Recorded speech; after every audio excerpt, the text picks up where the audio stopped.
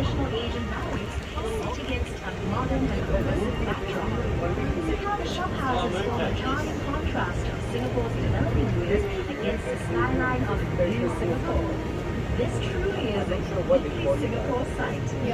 By the way, are you feeling hungry? Waffles and the push porridge cost only 10 cents. Better yet, side dishes were free of charge. Every day, the people who worked and lived at the river would eat at these push carts, sitting on little stools along the river banks. Perhaps that was how al fresco dining got its start in Singapore.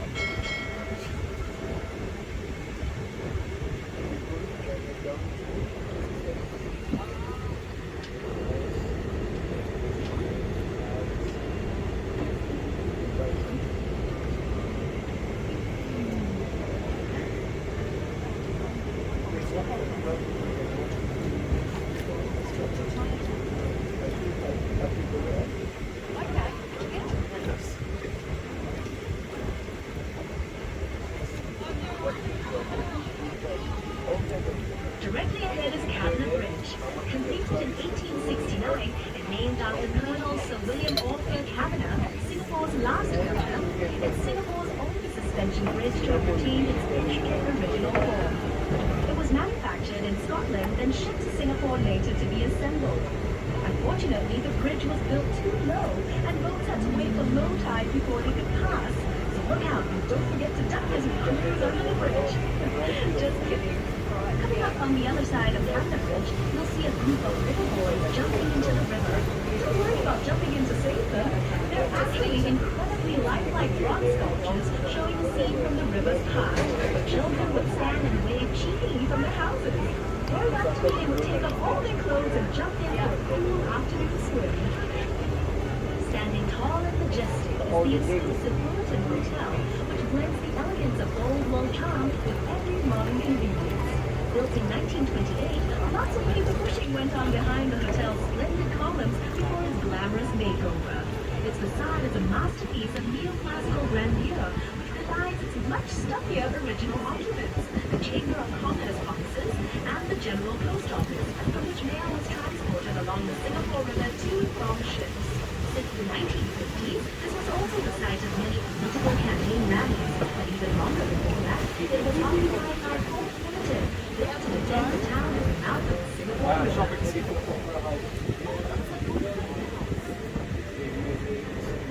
This promontory to your right used to be home to the merlion, Singapore's half-lion, half-fish icon.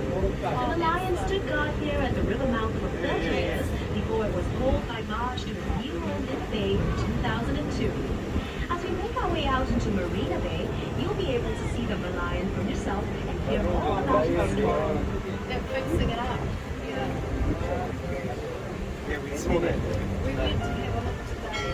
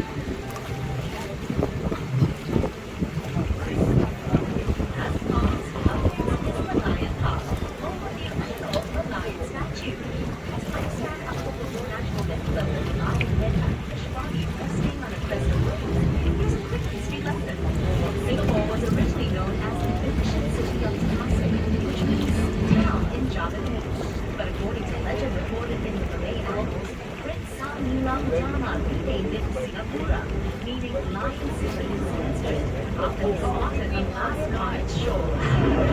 The lion's head represents the lion spotted by the legendary Samuel Gautama, while its fish tail symbolizes Temasek and Singapore's humble beginnings as a fishing village. Measuring 8.6 meters high and weighing 70 tons, the lion sits on reclaimed land looking out to sea. She attracts millions of visitors a year who make the trip to the lion park to photograph the world-famous icon, Nico, right here in Singapore Marina Bay. Typically behind the lion, you can see a baby gorilla. Believe it or not, its scales are made from thousands of porcelain next to the lion, is the South African waterfront hotel, known as a Golden Heritage, that blends exciting futuristic objects with the old landscape of Singapore. To your right is the Olympic, which was built in 1948 as a it was also once known as Farland, because legend has it that Farland used to have colored here and mindful of its traditions, the palace has Western trading posts and gathering place in Cuba. Takers, river here at the northeast third, now serves as the lobby of the Golden Bay Hotel. And beside it is Customs House, a charming conservation building from the late 1960s. The Customs House branch building, one of Singapore's earliest modern-style public buildings. A Singapore shopping and trading being the home of the Singapore Customs Police, constantly watching over one of the world's busiest harbors. Marina Bay Financial Center, which sits on prime waterfront villas of the heart of Singapore's new downtown, and is an expansion of the centralized business unit. After being proudly developed by the purpose provider of the center provides the best open functions, blending office hours, and retail space, making it one of the finest places to live, play, and work, and befitting Singapore's position as a global financial, residential, and entertainment hub. It's also one 3.5 kilometer green promenade, which is a popular scenic footpath, especially supposed to be of several high-style features. Going to it, you have to you find time to explore the promenade, which makes the landmarks of this beautiful city, Marina Reservoir, Marina Barrage, and gardens by the bay. Also located along this fascinating waterfront, is the Marina Bay City Gallery, which showcases the story of Singapore's urban transformation and the development of the city. Touch activated exhibits and innovative city model offering a bird's-eye view of the landmarks of Marina Bay. How could you never leave the bay?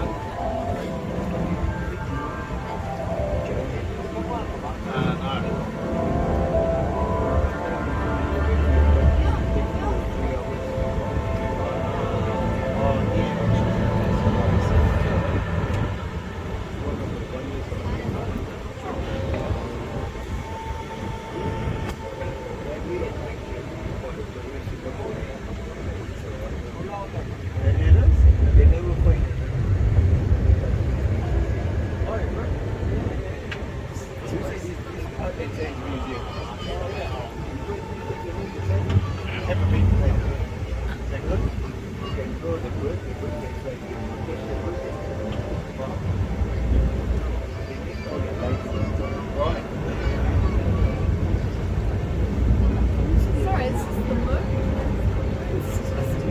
I usually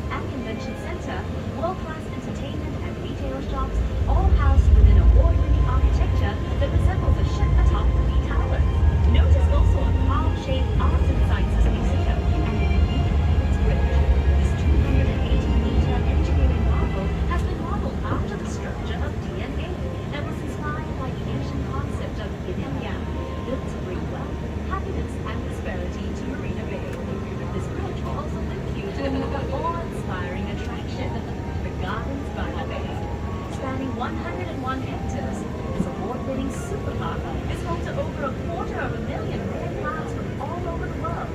Enjoy the lush outdoor gardens, huge climate-controlled dome conservatories, and towering futuristic super trees, which you can see from this distance. They're essentially vertical gardens, measuring up to for us three beautifully preserved buildings that commemorate Queen Victoria, the Empress of India. The Victoria Theatre and Victoria Memorial Hall. Oh, it's okay, it's okay. Can I sneak Yes, yes. Dedicated to It's okay. performance arts. Right next to them is Get it? the Empress Building, which was constructed in 1907 entirely by convict labor. Previously known as the government offices of this budding island city. The large building we're passing on the right was Singapore's first courthouse, after which it became Parliament House until 1999, when the new Parliament House was developed just next to it. What is that strange disc hovering over Parliament House? Is it a bird? Is it a plane? Is it a UFO? Don't worry, what looked like something out of a sci-fi movie is actually part of the Supreme Court of Singapore. Now, this is Elgin Bridge, named after the then Governor General of India, Lord Elgin. Fittingly, the bridge served as a link between the Indian merchants on the north side of the river and the Chinese community on the south side in the days of our colonial past.